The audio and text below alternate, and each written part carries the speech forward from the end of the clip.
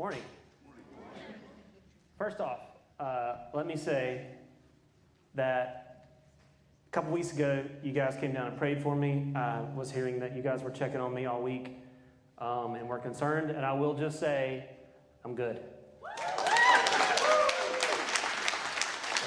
I took 2 weeks, which is a nerve-wracking 2 weeks.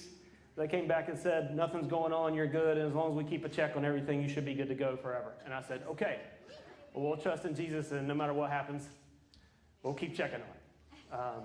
So if you don't know me, my name is Jeremy Sides. I am the worship director here at Carolina Family Church, and I get to continue us in this series called Evidence. And it's all about the heroes of the faith. In Hebrews, the Hall of Faith, the Hall of Famers for faith, and looking at what made them so faithful and what they went through and what came out of it and how we can really apply that to our lives. That's really what this series is about. It's just all about faith. And I want to say that, no offense to John, I really like series like this. I really like the Summer Story series where you hear from different people in the church, when you hear from a couple that's going through something, because you hear an experience, you see something that God is using them through or something they're struggling with, and it allows us to identify with people in our church that we may not even know. Right? It allows us to identify with their struggle and then learn from it. And, you know, I think that's what this life is all about, really. God never tells us that we're not going to struggle. In fact, he tells us the opposite of that. Being Christians, we are going to struggle. But it's the faith and trust that we have in him bringing us out of that and allowing us to be used to help other people through the same problem. Amen. That is what life, to me, is all about. And when you stand up here and you hear from someone that is struggling, it can help you if you're struggling with the same thing. And that's why I love this series so much.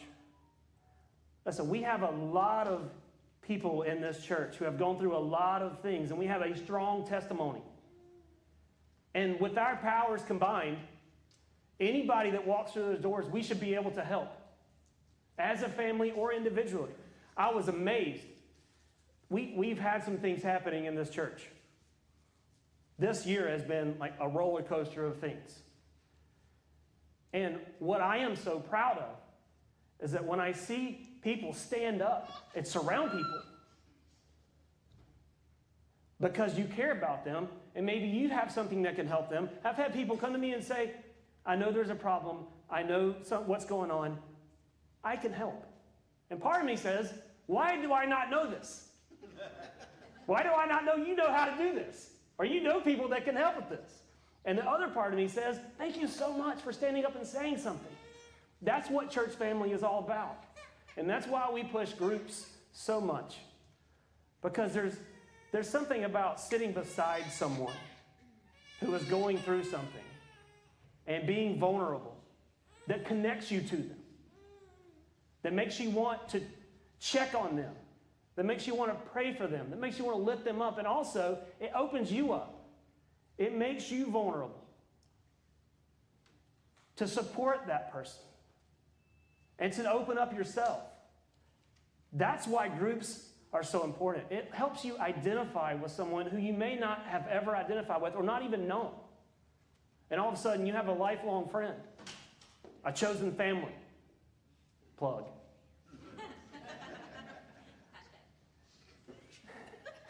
This stuff it's called the cuff, man. Sorry. Some of the stuff sticks, some of it doesn't. We'll just see what happens. But it's that identity that is the key. There's such a identification problem in this culture. People are searching for something to identify with.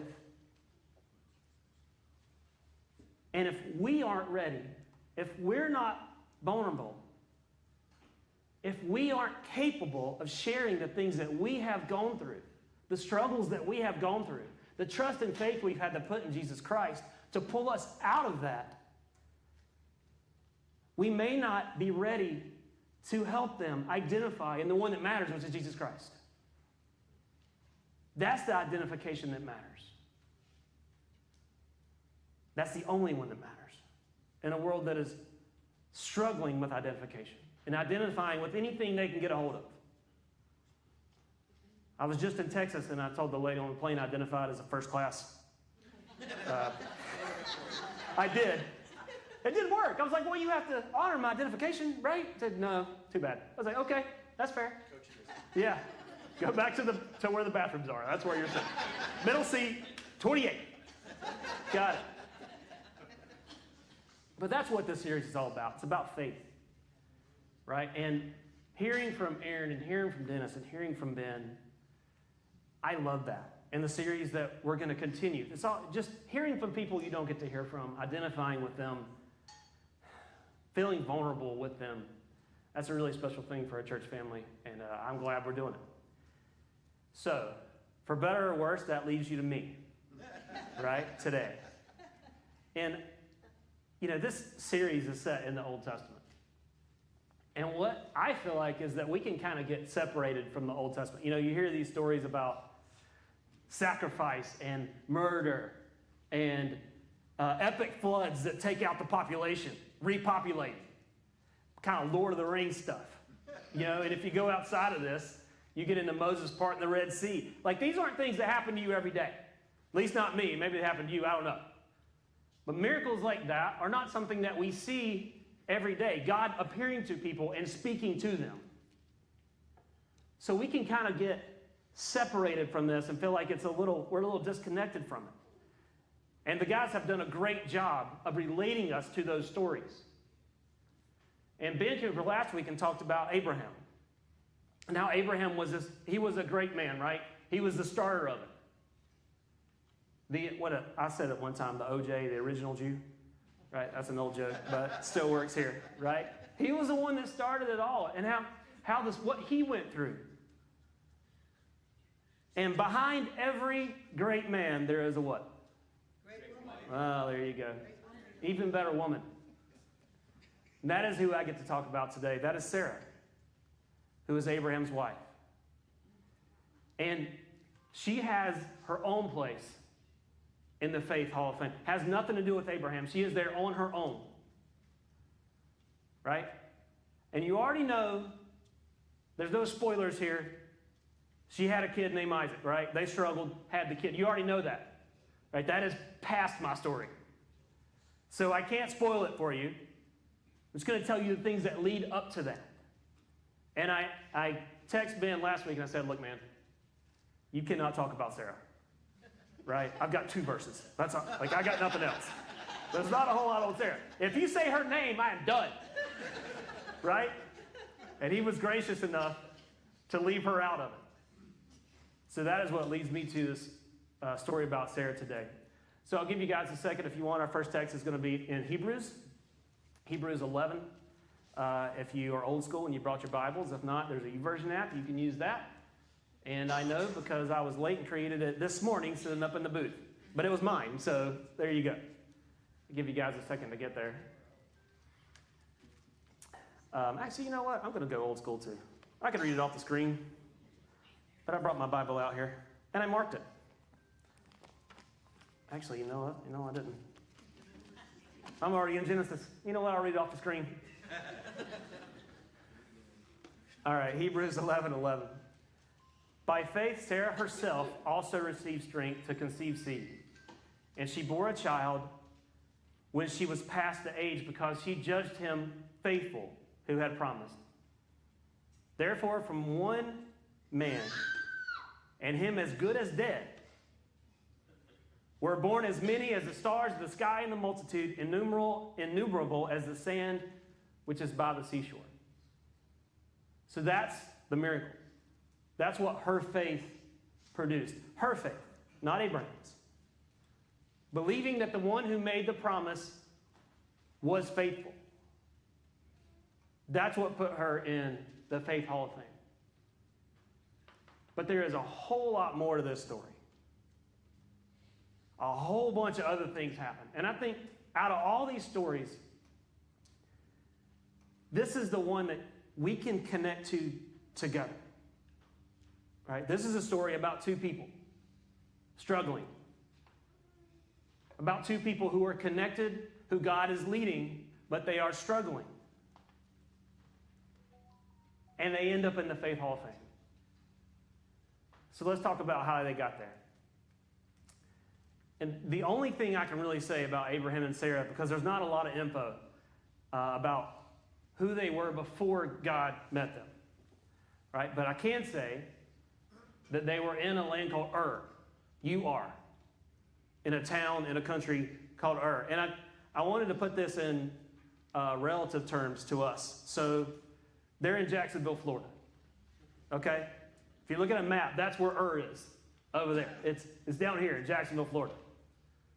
And this is an extremely pagan place. In fact, in Joshua, it says that all of Abraham's family were pagan. Doesn't say anything about him. Doesn't say anything about Sarah, good or bad. It just says that they were surrounded by paganism. And if you want to put this into context as to when this is happening, he is the grandson of Noah.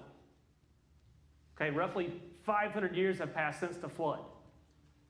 So you've had 500 years close to it of repopulation.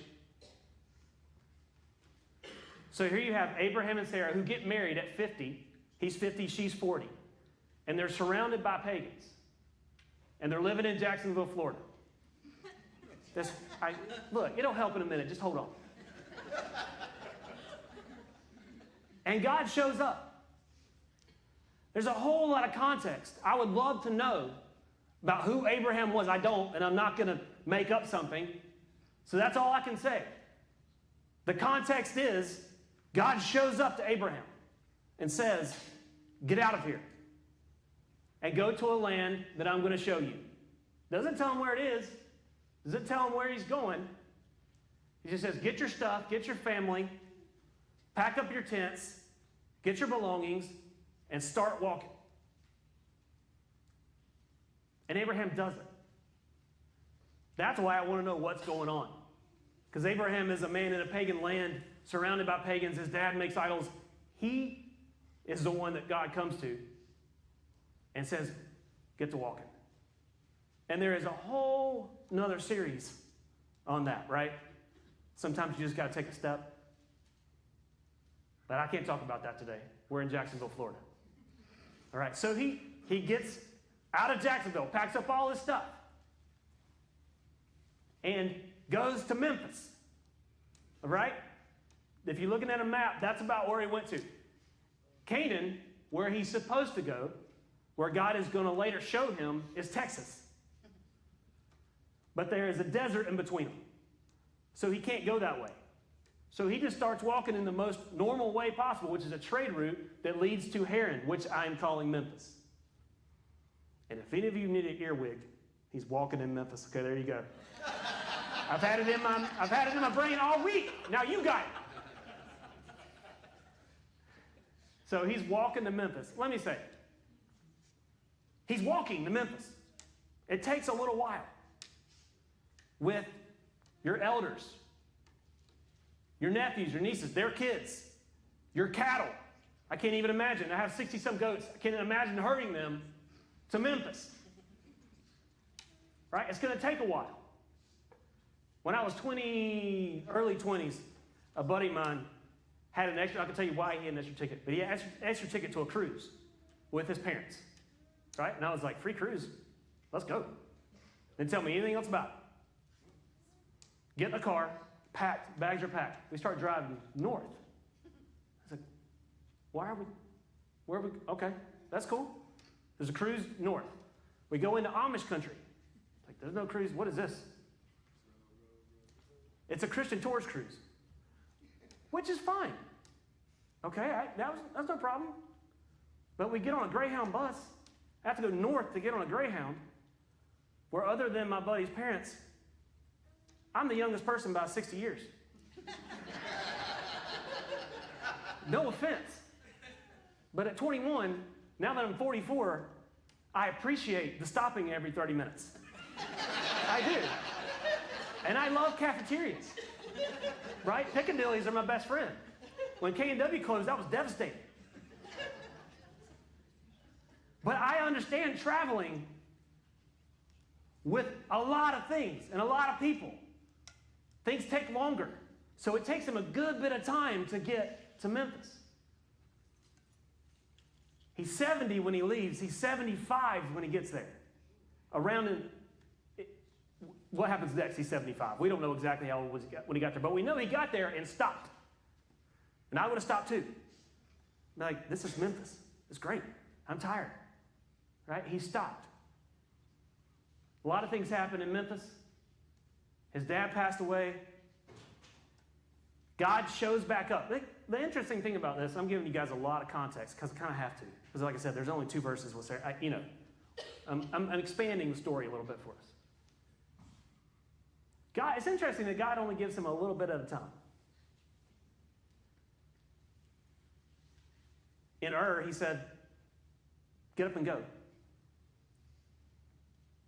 In Haran, where he stopped and was hanging out, God had to come back and said, all right, I didn't tell you you could stop. It's time to move. Keep going. And the only other place he can go is south, toward Canaan. Still didn't tell him. He said, actually, right now, he showed up and said, all right, I told you to get up and walk. You did. Now I'm going to tell you where to go. Go to the land of Canaan. So he takes everything he has and starts going to the land of Canaan. And we'll tell you, at this point, we know nothing about Sarah other than she is there. Right? She's along for the ride. We only know one thing about Sarah other than she's married to Abraham. And that is that she basically she calls him Lord. Okay? She obeys Abraham and calls him Lord. And last night, when I was reading through some of this, I turned to Monica and said, hey, I need you to start calling me my Lord. She called me a couple other things. And that was it. It didn't work. The relationships back there were different. Right? When the man said something, they did it. Now I say something and say, can I do that? Is that okay? Right? That's what's happening now. But that's who Sarah was up until this point. That's what we know about her. She was along for the ride, and she listened to what Abraham had to say. So God was relaying things to Abraham. Abraham was the one that was picking everybody up, and Sarah was the one that was just like, okay, let's do this. So they get into Canaan, and there's a famine. So they have to leave Canaan to go into Egypt. So he leaves the land that God has promised him because there's a famine, and he goes into Egypt. And here's the first time we really see Sarah. And it says that she is exceedingly beautiful. So Abraham is afraid that they will do something to him to take her. So he says, you have to tell everyone that you are my sister. Which, FYI, was a half-truth because she was his half-sister. Same dad, different mother. Look, back then, it was a real small area, okay? Things were different. But what I want to say about this is that a half-truth is not the truth. So they get there, and exactly what Abraham thought was going to happen happened. They took Sarah. One of Pharaoh's people said, she is pretty. You're coming with me. And they take her. Now listen. I am okay with, his motivation is, I don't want to die. Right? I can't argue with his motivation. But a half-truth is still not the truth. And I will say, just reading this stuff, you start to see little, chinks in the armor. Because, no offense to Abraham, because he is the great man that we read about and all this stuff, but He struggles too, which I think is great for us because we get to see somebody who is held in the highest regard in multiple religions, who had issues just like us. This is something I struggle with because confrontation is not in my DNA. My first move is back. I want to make people happy, and I don't want someone to not like me. So, I sometimes convince myself that it is the truth by omitting things I don't want you to know. For instance, with Monica, if I'm going to say something that's going to cause her stress or anxiety or fear, sometimes I omit things. I tell her what's the truth, but I'll pull truth out of that so it doesn't hurt her feelings, or so that I don't have to have confrontation, thinking that I will handle it later. Look, guys, I'm part-time. Every time I got to sneak that in. I'm the part-time pastor here, okay? I struggle just like everybody else. So I get what Abraham is doing here with Sarah, but he's still lying. And for one thing, he's not trusting God. So Sarah is now in the house of Pharaoh. And that is not God's plan. So God has to come in. And you know what he does? He brings infectious diseases into the house of Pharaoh. He brings in COVID. Too soon? Too soon. Man, I knew it was going to be too soon. But the first round, I heard that. The first round was pretty bad, okay? There's infectious diseases. And Pharaoh doesn't say how. He finds out that Abraham is lying about it. So he comes to Abraham and says, dude, what's up? Why didn't you tell me she was your wife? And he says, get your stuff and get out of here. Abraham could have just trusted God. He could have just said, look, we're going to tell the truth, and we're going to trust God that he'll bring us out of this. But that's not what happened. And here God has to step in and save the day and get him back on plan. So they leave back into Canaan. And the next part is where you really start to see what's happening with Sarah. Because God comes to them again. This time Abraham's 85, Sarah's 75. And he says, all right, step out here under the stars. Look at all these stars. You see them? I'm going to make you and all your descendants as many as the stars. And Abraham, what you need to know is that Abraham said, how could you do this? Sarah cannot have kids. And God said, from your own flesh and blood. Now, I've never gone through something like this, all right? I married into a family that had a 15-year-old. I've never struggled with infertility. I've never crossed that bridge, and I know that some people in this audience have. I can't imagine being the wife of someone who is promised that his descendants will be like the stars in the sky and cannot have kids. I can't imagine being Sarah, if you can put yourself in that place, struggling with that. So she did what a lot of us like to do. She took control. She took charge. And she came to Abraham and said, look, I can't have kids. This is not going to happen here. So take our servant and have a kid with her, and then that will make the descendant chain. Good idea. And Abraham said, no, we're not doing that. No. He said, all right. There's a real Adam and Eve thing going on right here. All right? Listen, cheek in the armor. I love this. You start to see a little. Abraham just said, look, I'm putting a lot of this on Abraham. Because for Sarah, who does not know the promise, who was not spoken to, she hears, from your flesh and blood, Abraham, this is going to happen. So she takes control. How many of us do that? How many of us like to be in control? How many of us get really crazy when we're not in control? Sarah takes control. And again, they deviate from God's plan. And that he has a kid with a servant. Now look, I know that there's not one plan.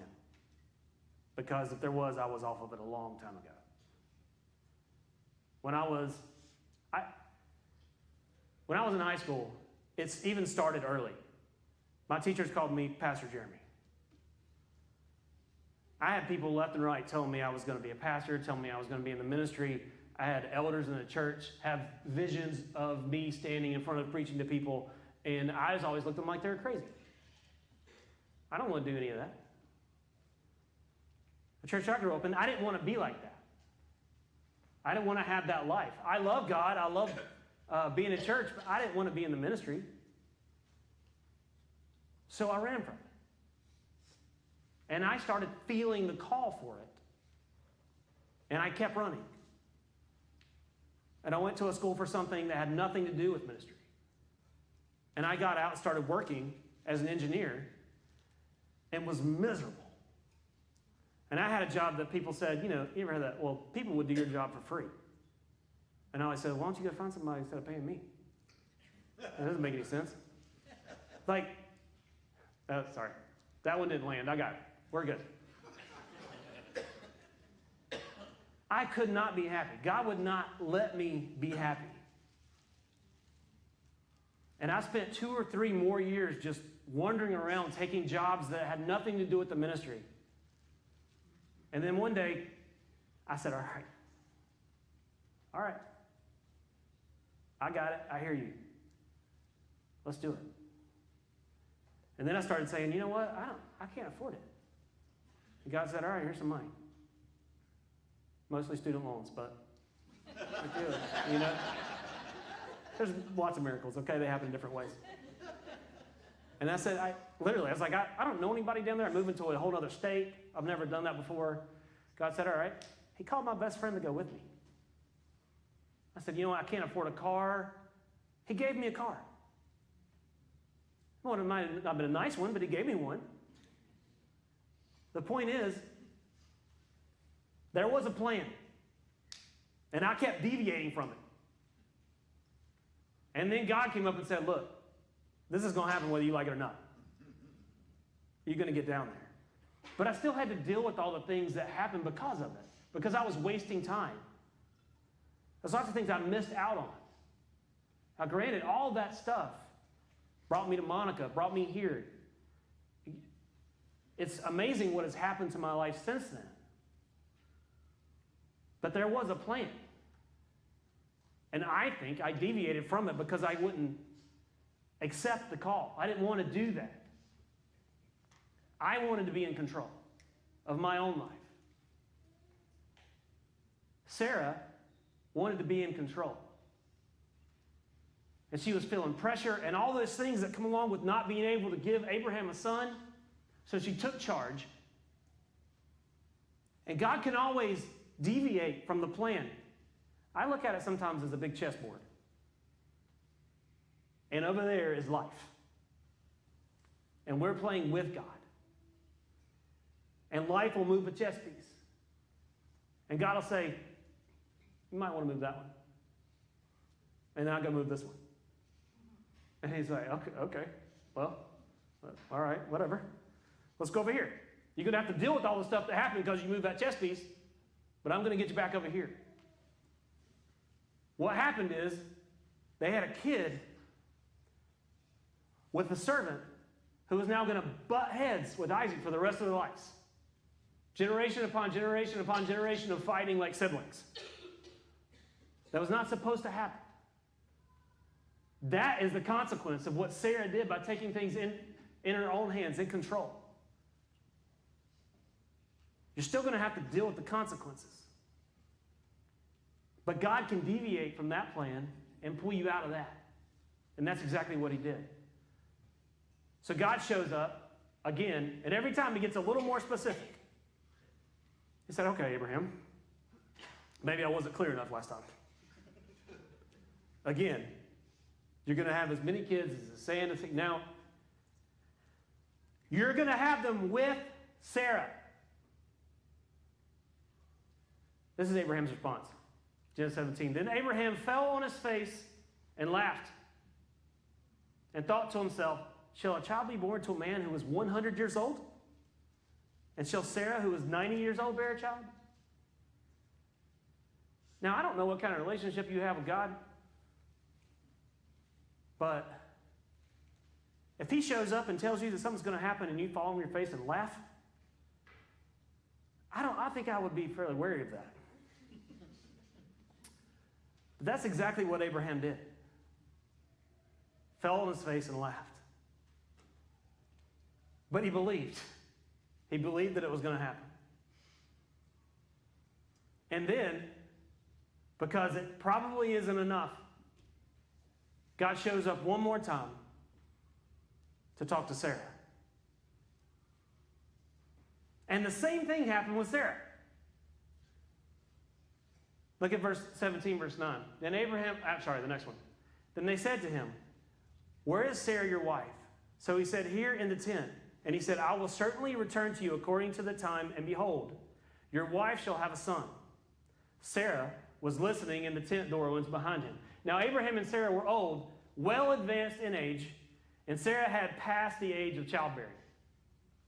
Therefore Sarah laughed within herself, saying, After I have grown old, shall I have pleasure, my Lord being old also? And the Lord said to Abraham, why did Sarah laugh, saying, shall I surely bear a child since I am old? Is anything too hard for the Lord? At the appointed time I will turn to you according to the time of life, and Sarah shall have a son. But Sarah denied laughing, saying, I did not laugh, for she was afraid. And he said, no, but you did laugh.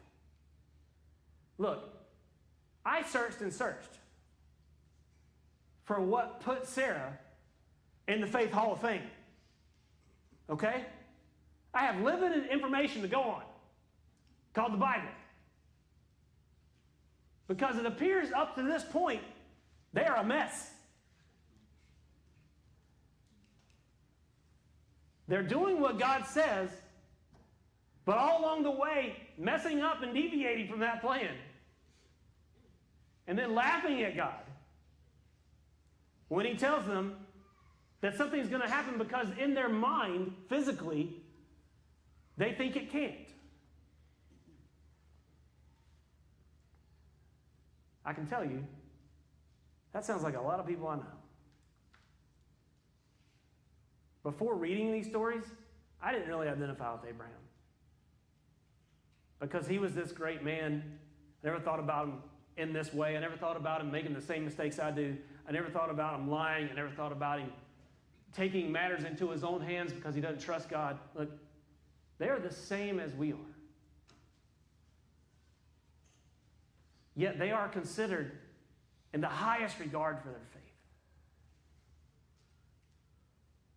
Because at the end of the day, they believed. They believed that God could do what he was going to do and trusted it. And at 100 years old, and Sarah being 90, they had a kid named Isaac. And that is the line that Jesus came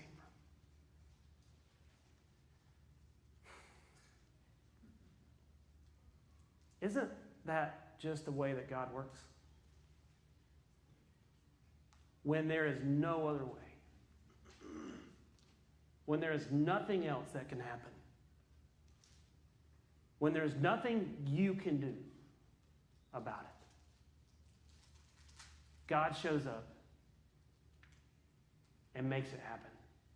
So the only thing you can know is that he did it.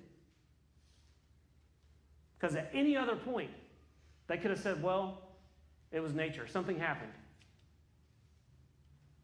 We now can have kids. Something was going on. But past the age, when they were so old, nothing else could happen. God shows up. And it can only be him. That's what having faith is about. That's what having trust is about. Trusting in God that he will show up, and when he does, believing he will do something about it. Amen. Now, listen, I've been a part of a good bit of moments where it was only God and nothing else. I have been broken to places where all you can do is cry out and say, all right, it's yours. I got nothing. I have tried everything I can possibly do, and I have nothing left. And he shows up. And he was just waiting on me to let go. He was waiting on me to have faith and trust in him and let go of this moment. And he showed up. I will also tell you that I have been in moments where I said, I have nothing left. It is all you. I need you to show up. And he didn't. And then years later, I saw, because of that big chessboard, that he was working in ways that I never knew. He did show up, just not in the way that I needed him. He showed up in other ways. And that's when the faith and trust comes in. Because it is easy to trust God when he shows up and you see a miracle happening. It is hard to trust God when you are expecting something and it doesn't happen the way you think it should. That's what all those struggles do. They build that faith. They build that trust. So that when something happens in your life and you think God is going to show up for sure, this cannot be the way this happens. This cannot be happening to me. There is no way that this can be happening in a church. There is no way that people can be treating me like this. There's got to be something. And sometimes God shows up and says, you're right, there is. I'm right here, I got it. And then sometimes he says, hold on. What's happening is going to happen because there are people involved. And we all make choices. But have faith and have trust, and I got you. I will put you in a place, and it'll be okay. Listen, we have a lot of different people in this church. We have a lot of people who have come from a lot of different places. We have people who have been hurt. We have people who have struggled. I have people who have been hurt in places that you never would expect to be hurt. We're all in this together. We all struggle. But I have faith in Jesus Christ, and I trust him. And every day I walk in here and we let go of things and give them to God. And trust that he'll take care of it. We are looking forward to what is happening next with Carolina Family Church. And it's been a process. Because what we think should happen, maybe doesn't. What we think is a wide open door is shut. But since day one, we have expected something and it's happened differently. Since day one, we thought we were going to be this, and God said, hold on. I got you. I need you to prepare first. And then, guess what? COVID happens. Had us. Got us. I got you. Not in the way we thought. Not in the way we were expecting. We even tried to control some stuff. Didn't happen. God had other ideas. Something we had no idea of. God had us. Fast forward. Right now, we are exploding. We're blowing up, which is a great thing. We are busting at the seams. The kids are standing on top of each other down there, right? We're trying to make things happen. God is saying, hold on. Just wait. Trust me. Have faith in me that I've got something for you. Okay. Let's have faith together, all right? I have a whole nother couple of verses I was going to close with. I'm not going to do it. Kids are screaming. I can hear them. I always go late. Okay, I'm not going to do it this time.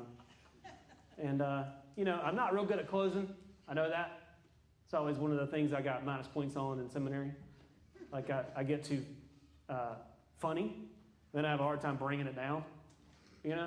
So, band, come on out here. You guys come on up. There's lots of, we try to work on this transition a lot, where, the church mice aren't walking all behind us during prayer and stuff. It really never works out right. So I'm just going to go ahead and bring them up. And I'm going to pray for us. And what I want to pray for is that, thanks, right there. What I want to pray for is that God will show us ways that we can be part of this church and use the struggles that we've gone through to help someone else, and have faith and trust in Him that He will lead us through that, so that we will be prepared when we go to another place, whenever that is, to move in this community, to be ready for the influx of more people. There's a lot of things in this church that need to happen. We have healing that can happen. If that's you, get ready. Have faith. Have trust that Jesus Christ, God, has got it. He has got it, whether you can see it or not.